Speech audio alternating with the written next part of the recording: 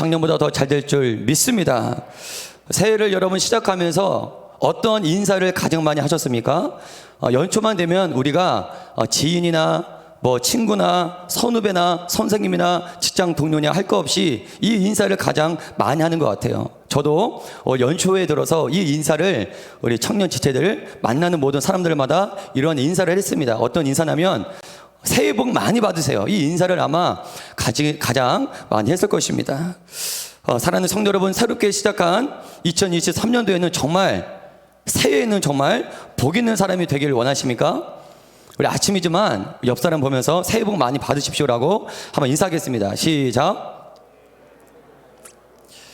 내가 속한 가정, 내가 속한 교회, 내가 속한 일터가 정말 복 있는 가정, 복 있는 일터, 복 있는 그런 교회가 되길 주님의 이름으로 축복합니다. 여러분, 세상에서는 연초가 되면 갑을병정 이러한 것들을 따지며 갑자년, 개묘년 이런 식으로 이제 세상 운세들을 따지면서 그러한 복을 기대합니다. 올해는 세상은 올해를 개묘년이라고 합니다. 개묘년. 검은 토끼의 해라고 해가지고 여러 가지 운세들이 쏟아져 나오고 있어요. 그것들을 바라볼 때 크리스천의 시각으로 볼 때는 얼마나 어리석고 또 얼마나 미신적입니까? 말도 안 되는 이야기지만 한편으로는 이러한 생각을 하게 됩니다. 세상 사람들은, 하나님을 모르는 세상 사람들은 그거라도 의지해서 개무년, 검은 토끼의 해 그런 거라도 의지해서 좀 행복한 삶을 꿈꾸는구나. 그러한 것들을 제가 한번 그런 것들을 보면서 생각을 하게 됩니다.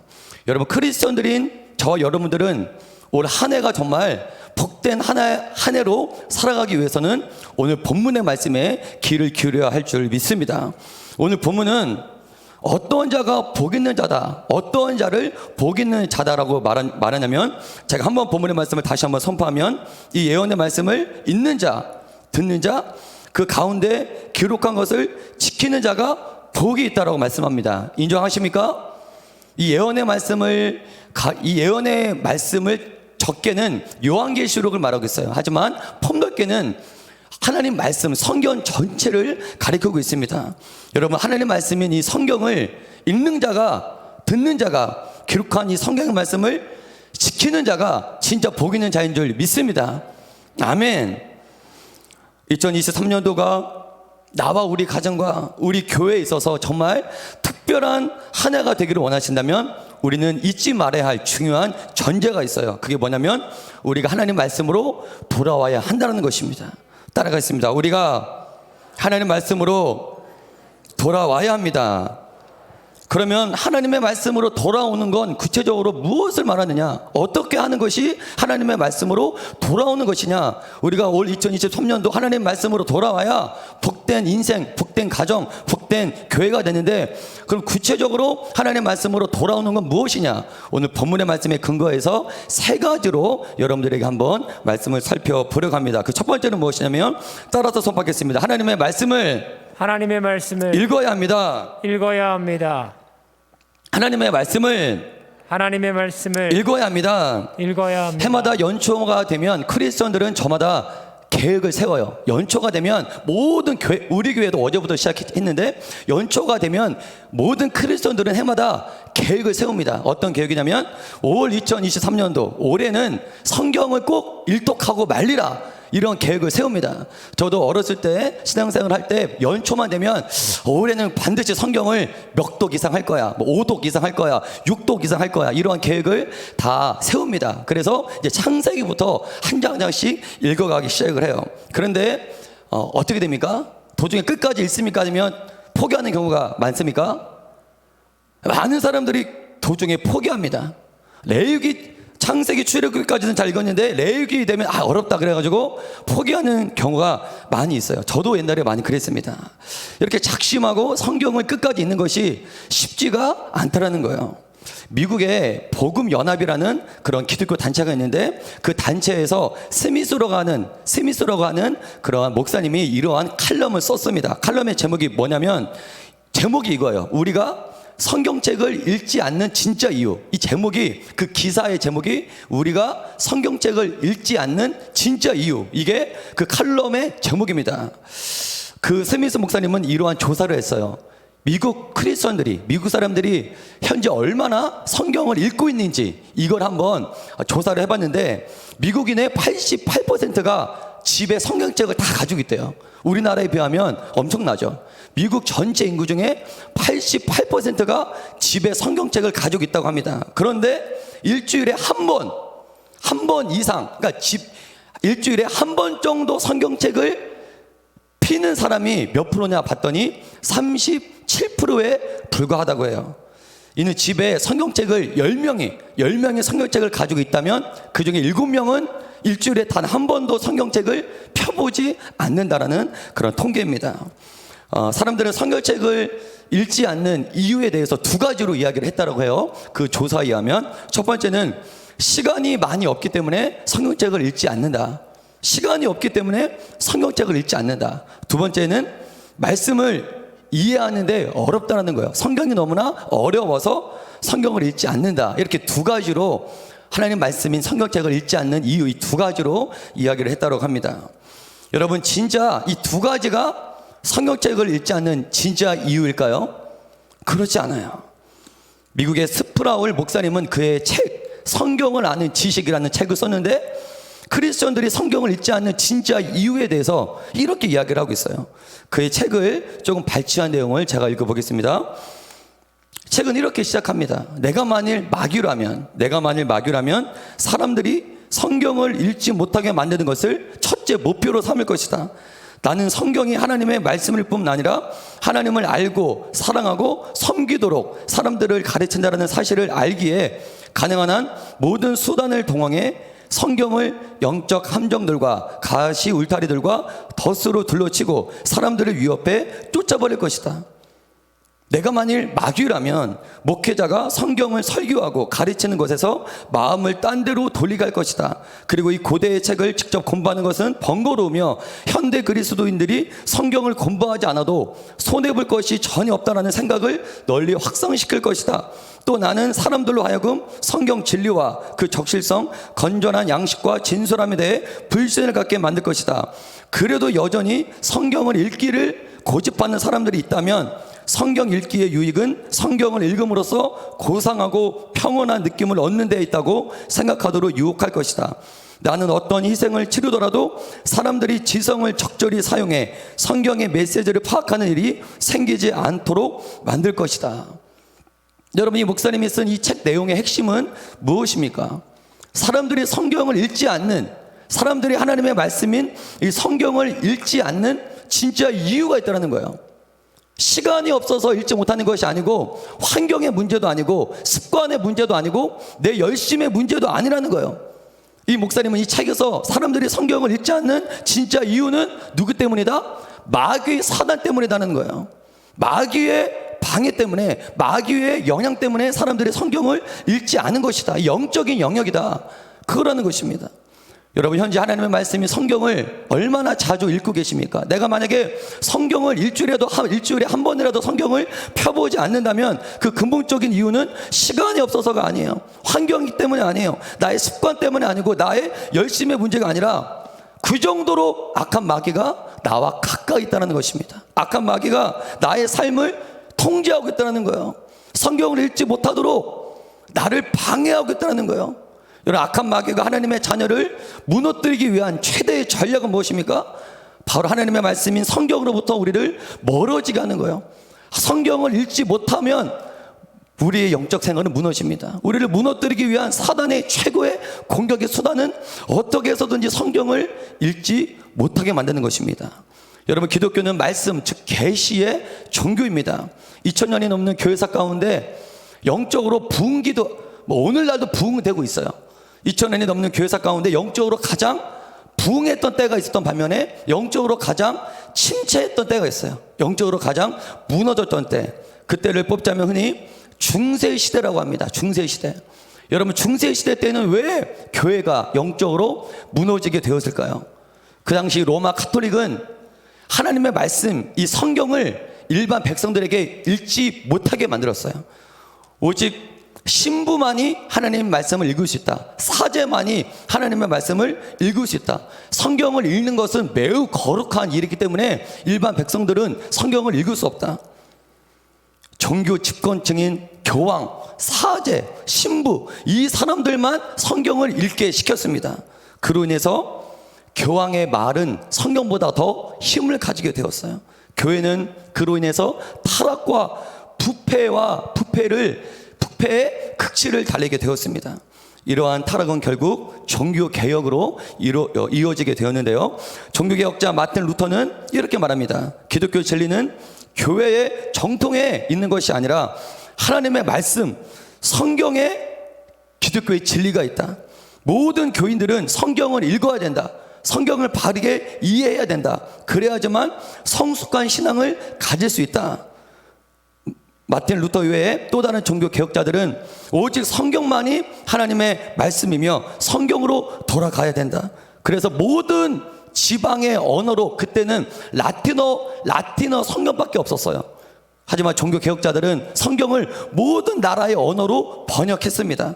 남녀노소 할 것 없이 누구나 성경을 읽을 수 있도록 기회를 주었어요. 여러분, 종교 개혁의 핵심은 바로 하나님의 말씀인 성경을 일반 사람들에게 보급하는 거였어요. 일반 사람들이 성경을 읽을 수 있도록 성경을 보급하는 것이었어요. 그게 종교 개혁의 핵심이었는 줄 믿습니다. 하나님의 말씀을 읽기 시작하자 어떻게 된지 아십니까? 세계는 놀랍게 변화됐어요. 할렐루야. 따라하겠습니다. 하나님의 말씀을 읽으면 세계가 변합니다.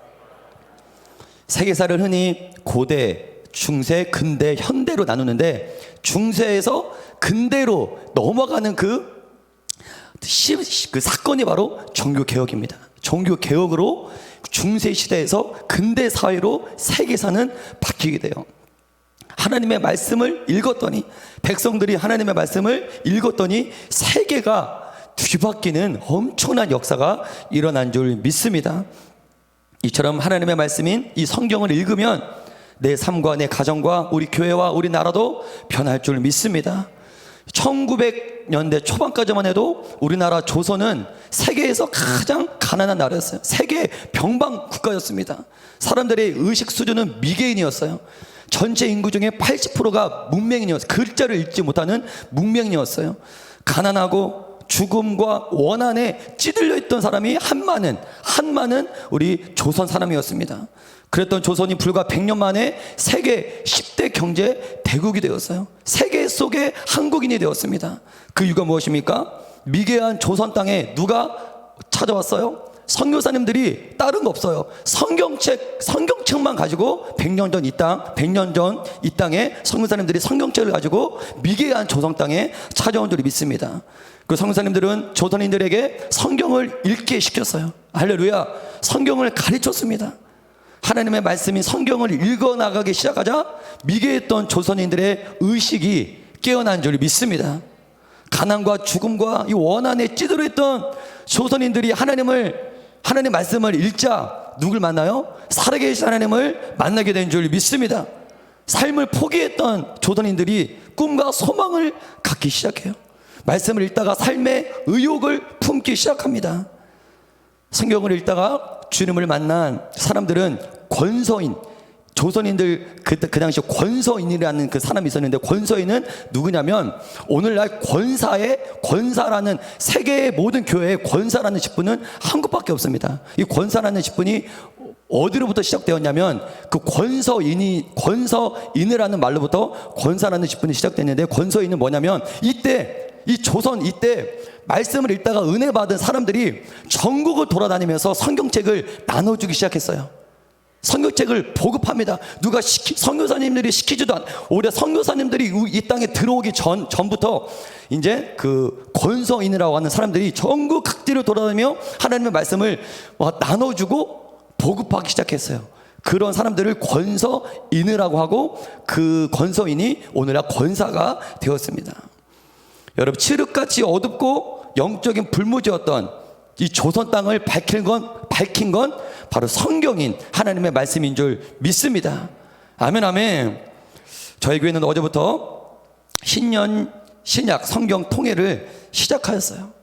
온 성도가 한 자리에 모여서 하나님의 말씀을 읽고 선포하는 이것으로 한 해를 시작할 수 있는 건 하나님은 우리 교회에게 주신 놀라운 축복 중에 하나인 줄 믿습니다. 말씀을 선포하기만 해도, 말씀을 읽기만 해도 우리 삶과 가정과 우리 교회가 변화되는 줄 믿습니다. 옛날에 조선 사람들이 말씀을 이해하고 말씀을 읽은 것이 아니에요. 이해하지 못하는 그냥 말씀을 읽었습니다. 읽기만 했는데도 우리 조선 땅이 뒤집어지기 시작한 줄 믿습니다. 하나님의 말씀과 가까워져야 우리가 복된 인생이 되는데, 첫 번째는 무엇이냐? 하나님의 말씀을 읽어야 된다. 두 번째는 무엇입니까? 따라하겠습니다. 하나님의 음성을 들어야 합니다. 두 번째는 하나님의 음성을 들어야 됩니다. 여러분, 하나님의 자녀들은 누가 하나님의 자녀들입니까? 누구를 가리켜 하나님의 자녀라고 말할 수 있습니까? 다른 것이 아니에요. 하나님의 음성을 듣고 그 음성을 따라가는 자들이 하나님의 자녀들인 줄 믿습니다. 그래서 무엇보다 하나님의 음성을 들을 수 있는 귀를 가지는 것이 매우 중요해요. 할렐루야. 사도 바울은 우리 연절 말씀인데 로마서 10장 17절을 통해 이렇게 말합니다. 따라서 선포합니다. 시작. 그러므로 믿음은 들음에서 나며 들음은 그리스도의 말씀으로 말미암았느니라. 믿음은 들음에서 나며 들음은 그리스도의 말씀으로 말미암았느니라. 믿음은 아무 말씀이나 듣는다고 생겨나는 것이 아니라 그리스도의 말씀만을 들을 때 믿음이 생겨나는 줄 믿습니다.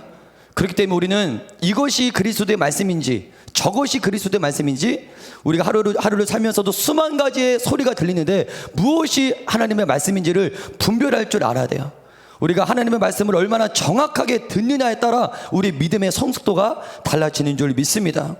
예수님께서는 요한복음 10장을 통해 이 세상에 있는 두 종류의 음성, 두 종류의 소리가 있다는 것을 말씀하셨습니다. 다 같이 요한복음 10장 1절에서 5절까지 말씀을 우리 선포합니다. 시작. 내가 진실로 진실로 너에게 이르노니 문을 통하여 양의 우리에 들어가지 아니하고 다른 데로 넘어가는 자는 절도며 강도요 문으로 들어가는 이는 양의 목자라.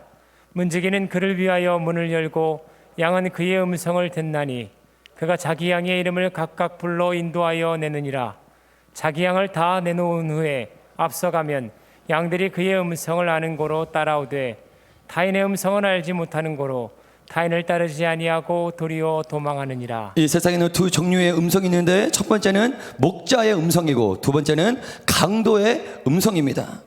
여러분들은 양들이신 여러분들은 목자의 음성과 강도의 음성이 동시에 들릴 때 무엇이 목자의 음성이고 무엇이 강도의 음성인지를 분별할 줄 알아야 되는 줄 믿습니다. 우리가 왜 분별해야 됩니까? 그 이유는 요한복음 10장 10절의 말씀을 제가 선포합니다. 도둑이 오는 것은 도둑질하고 죽이고 멸망시키는 것뿐이요 내가 온 것은 양으로 생명을 얻게 하고 더 풍성히 얻게 하라는 것이라.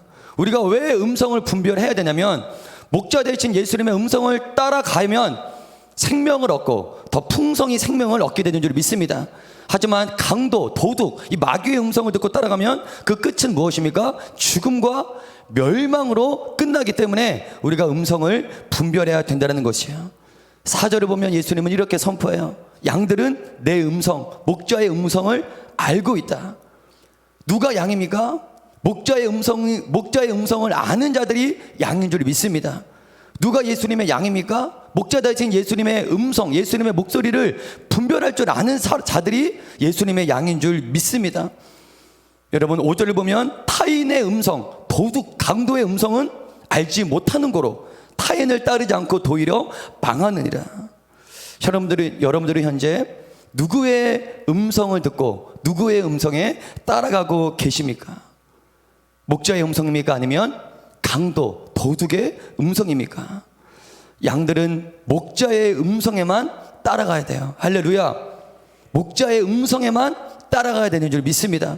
그러기 위해서는 목자의 음성이 무엇인지 우리가 알아야 돼요. 목자의 음성이 무엇인지 우리가 알아야 됩니다. 더 나아가 목자의 음성에 익숙해져야 될 줄 믿습니다. 처음에는 목자의 음성이 무엇인지 몰라요. 하지만 기록된 하나님의 말씀을 통해 무엇이 하나님의 음성, 목자의 음성인지 우리는 알 수 있습니다. 아멘. 자주 귀를 기울여서 목자의 음성에 귀를 기울이다 보면 목자의 음성이 무엇인지 깨달아 알게 되는 줄 믿습니다. 예수님의 음성, 목자의 음성이 내 안에 익숙해지면 강도의 음성, 도둑의 음성을 분별할 수 있어요. 목자의 음성과 다른 게 들리면 그게 강도의 음성인 줄 믿습니다. 하나님의 말씀과 다른 말씀이 들리면 그게 마귀의 말씀인 줄 믿습니다. 기록된 하나님의 말씀, 성경과 다르면 그게 바로 강도의 음성이다라는 거예요. 예수님은 요한복음 10장 16절을 통해 또 이렇게 말씀하고 있습니다. 요한복음 10장 16절의 말씀을 선포합니다. 시작. 또 이 우리의 들지 아니한 다른 양들이 내게 있어 내가 인도하여야 할 터이니 그들도 내 음성을 듣고 한 무리가 되어 한 목자에게 있으리라. 이 우리의 들지 아니한 다른 양들, 이 우리의 들지 아니한 다른 양들도 많이 있다라는 거예요. 구원받지 못한 영혼들이 많이 있다라는 거예요. 현재 우리들은 구원받았지만 여전히 세상 가운데는 구원받지 못한 수많은 양들이 많이 있다라는 거예요. 여러분, 그들이 우리와 함께 한 우리에 들기 위해서는 하나님께서는 어떻게, 예수님께서는 어떻게 해야 되냐, 비교를 말씀해 주세요. 그게 뭐냐면 따라하겠습니다. 내 음성을 듣고 이 목자, 예수의 목자의 무리에 들지 아니한 수많은 양들도 예수의 음성만 듣기만 하면, 아멘, 구원받을 수 있다라는 거예요. 구원받은 무리에 들 수 있다라는 것입니다. 예수님의 음성을 들으십시오. 할렐루야. 예수님의 음성을 들을 때 마귀와 강도와 도둑으로부터 보호받게 되는 줄 믿습니다. 내 영혼이 살 수 있게 되는 줄 믿습니다. 구약의 이사야 선지자도 끊임없이 들으라 들으라를 선포하고 있어요. 이사야 55장 2절과 3절의 말씀을 우리 선포합니다. 시작. 내게 듣고 들을지어다. 그리하면 너희가 좋은 것을 먹을 것이며 너희 자신들이 기름진 것으로 즐거움을 얻으리라. 너희는 귀를 기울이고 내게로 나와 들으라. 그리하면 너희의 영혼이 살리라. 내게 듣고 들을지어다. 그리하면 너희가 좋은 것을 먹을 것이며, 내게 듣고 들을지어다. 그리하면 너희가 좋은 것을 먹을 것이며 너희 자신들이 기름진 것으로 즐거움을 얻을 것이다. 너희는 귀를 기울이고 내게로 나와 들으라. 이게 쉐마입니다. 쉐마. 그리하면 너의 영혼이 살리라. 할렐루야. 하나님의 말씀을 들으면 우리의 영혼이 살아날 줄 믿습니다. 여러분, 내 안에서, 내 마음에서도 두 가지의 소리가 들립니다. 하나는 하나님의 소리고 또 다른 하나는 내 정욕과 욕심의 소리예요. 신앙생활은 무엇입니까? 어떤 소리에 내 귀를 기울이느냐, 어떤 소리에 내가 반응하느냐, 이게 바로 신앙생활인 줄 믿습니다. 내 안에서 일어나는 수많은 온갖 종류의 소리를 듣느냐, 아니면 하나님의 음성을 듣느냐. 여러분, 기도는 무엇입니까? 내 안에서 들리는 온갖 종류의 소리를 잠재우고 청소시키는 것이 바로 기도인 줄 믿습니다. 기도의 초반부에는 교회 나와서 맨 처음에 눈을 감고 기도를 하면, 눈을 감으면 온갖 종류의 생각이 다 나요. 온갖 종류의 음성과 소리가 요동칩니다. 온갖 종류의 감정이 요동칩니다. 치열한 영적인 정쟁이 일어나요. 하지만 그러다가 점점 기도가 깊이 들어가고 기도가 잡히면 어떻게 됩니까? 온갖 종류의 소리들이 잠재워져요. 들리던 소리가 안 들립니다. 나를 괴롭혔던 소리가 더 이상 나를 괴롭히지 않습니다. 나를 혼란스럽게 했던 생각들이 잠재워집니다. 기도를 깊이 들어가면 이제 안 들렸던 소리가 들려지기 시작해요. 들리지 않았던 음성이 들립니다. 그게 누구 음성입니까? 하나님의 음성인 줄 믿습니다. 기도를 깊이 들어가서 이제 내 소리를 듣는 것이 아니라 하나님의 소리를 듣는 것이, 하나님의 음성을 듣기 위해서 하는 것이 기도인 줄 믿습니다. 나의 기도 제목을 하나님께 쏘아 올리기 위해서 기도하는 것이 아니라 하나님의 음성을 듣기 위해서 기도하는 거예요. 처음에는 내 마음의 소원을 아뢰는 것으로 시작했다가 기도가 점점 깊어지면 하나님의 뜻을 발견해요. 나의 기도 제목을 다 내려놓고 이제는 하나님의 음성을 듣고 하나님의 말씀에 순종하는 자로 바뀌게 돼요. 이게 기도의 열매인 줄 믿습니다. 기도의 열매는 무엇입니까? 하나님의 말씀을 듣고 그 말씀대로 순종하는 자로 바뀌는 게 바로 기도의 최고의 열매인 줄 믿습니다. 여러분, 경청하다, 듣는다, 이게 히브리어로는 쉐마도 있지만 카슈아브라는 단어가 있어요. 카슈아브. 이게 듣는다, 경청한다. 이거는 말들이, 이 단어가 어떻게 생겼냐면 히브리 사회에서는 말들이 많았습니다. 말들이 귀를 쫑긋 세우고 주인의 음성에 귀를 기울이는 모습을 보고 카슈아브라고 해요. 카슈아브. 말들은 매우 예민한 동물 가운데, 청각이 매우 발달된 동물 가운데 하나가 말입니다. 그래서 조그만 소리에도 반응하는 게 말이다라고 해요. 주인의 숨소리까지 잡아서 주인의 마음을 알아채는 게 말이다라고 합니다. 그래서 어떤 말이 좋은 말이냐면 귀를 쫑긋 세우고 주인의 음성에 잘 집중하는 말이 좋은 말이래요. 여러분, 예수님의 종도 마찬가지입니다. 타인의 음성이 아닌 오직 주님의 음성에만 귀를 쫑긋 세우고 주인의 음성에만 귀를 기울이는, 주님의 음성에만 반응하는 성도님들이 좋은 성도님인 줄 믿습니다. 우리 마지막으로 하나님의 말씀과 가까워지기 위해서는 마지막으로 하나님의 말씀을 지켜 행해야 합니다. 따라서 선포하겠습니다. 하나님의 말씀을 지켜 행해야 합니다. 지켜 행해야 합니다. 요한복음 1장 14절 보면 말씀이 육신이 되어 우리 가운데 거하셨다. 말씀이 성육신하셨다. 말씀이 육신이 되어 우리 가운데 거하셨다. 예수님께서는 말씀 그 자체이신 줄 믿습니다. 어느 정도의 말씀을 순종했다는 수준이 아니라 예수님 자체가 바로 말씀인 줄 믿습니다. 예수님께서는 말씀과 분리된 삶을 살지 않으셨어요. 우리도 예수님 수준은 아니지만 하나님의 말씀이 내 삶 가운데 성육신 돼야 될 줄 믿습니다. 할렐루야. 하나님 말씀이 내 살이 되고 내 뼈가 되어야 될 줄 믿습니다. 하나님 말씀과 내가 일치가 되어야 할 줄 믿습니다.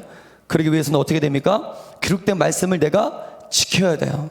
읽고 듣는 것으로 끝나는 것이 아니라 기록된 말씀을 지킬 때 말씀이 나에게 살이 되고 뼈가 되고 피가 되는 줄 믿습니다.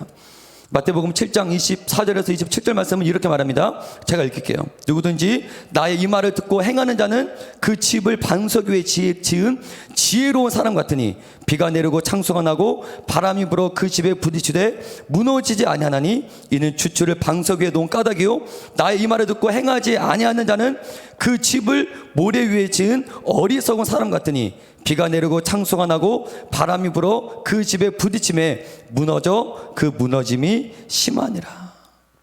우리 하나님 말씀을 듣고 지켜 행할 때 우리의 집이 반석 위에 지어지게 될 줄 믿습니다. 여러분, 신명기 말씀은 모세가 이제 출애굽한 이스라엘 백성들이 가나안 새 땅을 향해서 그들이 앞으로 이제 살아갈 적과 꿀이 흐르는 가나안 새 땅을 향해서 이제 모세가 출애굽 백성들을 향해서 설교한 설교문이 바로 신명기예요. 신명기의 핵심은 무엇입니까? 쉐마입니다. 쉐마. 따라하겠습니다. 쉐마는 무슨 말입니까? 들으라. 이스라엘 백성들아, 들으라. 여호와의 말씀을 들으라. 지켜 행하라. 이게 바로 쉐마의 핵심이에요. 쉐마의 뜻은 경청하다, 되새기다, 그 마지막으로는 순종하다, 지켜 행하다. 이게 쉐마의 세 가지 뜻입니다. 우리 신명기 6장 4절부터 9절까지 말씀을 우리 선포합니다. 시작. 이스라엘아 들으라. 우리 하나님 여호와는 오직 유일한 여호와이시니 너는 마음을 다하고 뜻을 다하고 힘을 다하여 내 하나님 여호와를 사랑하라. 오늘 내가 내게 명하는 이 말씀을 너는 마음에 새기고 내 자녀들에게 부지런히 가르치며 집에 앉을 때든지 길을 갈 때든지 누워 있을 때든지 일어날 때든지 이 말씀을 강론할 것이며 너는 또 그것을 내 손목에 메어 기호로 삼으며 내 미간에 붙여 표로 삼고 또 내 집 문설주와 바깥문에 기록할지니라. 아멘. 쉐마, 여호와 오직 여호와는 오직 유일한 여호와시니 너는 마음을 다하고 뜻을 다하고 힘을 다하여 내 하나님 여호와를 사랑하라. 할렐루야. 이게 바로 쉐마의 핵심입니다.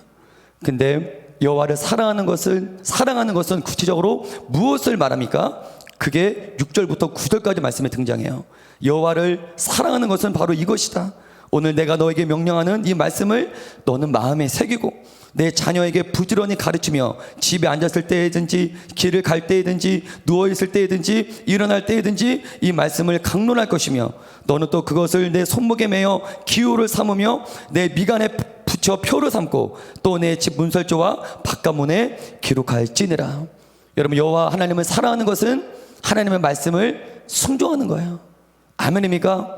내 마음과 뜻과 몸을 다해 하나님을 사랑하는 것은 무엇을 말하느냐?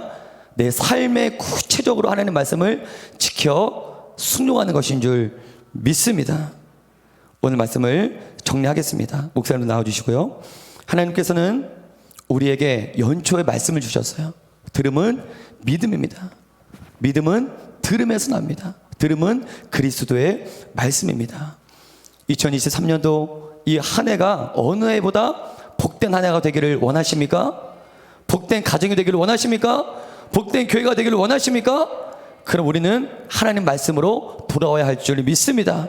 하나님 말씀으로 돌아와야 할 줄 믿습니다. 하나님 우리에게 성경 66권을 주셨어요. 우리가 이 성경 66권 하나님 말씀을 읽고 듣고 지켜 행하면 우리의 삶이 축복받을 수 있는 줄 믿습니다. 하나님 말씀을 읽고 들어도 정작 하나님 말씀을 지켜 순종하지 않으면 이 말씀은 죽은 글자에 불과해요. 하나님 말씀을 지켜 행할 때, 순종할 때 글자, 문자인 말씀이 영이 되어 우리 삶 가운데 놀랍게 역사하는 줄 믿습니다.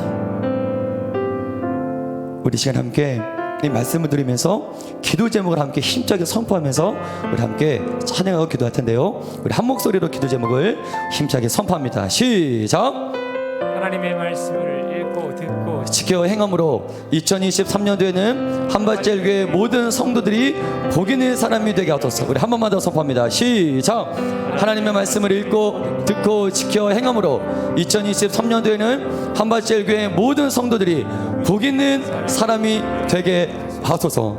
하나님의 말씀을 읽고 듣고 지켜 행함으로 2023년도에는 한밭제일교회 모든 성도님들이 복 있는 사람이 되기를 주의 이름으로 간절히 축복합니다. 축복합니다.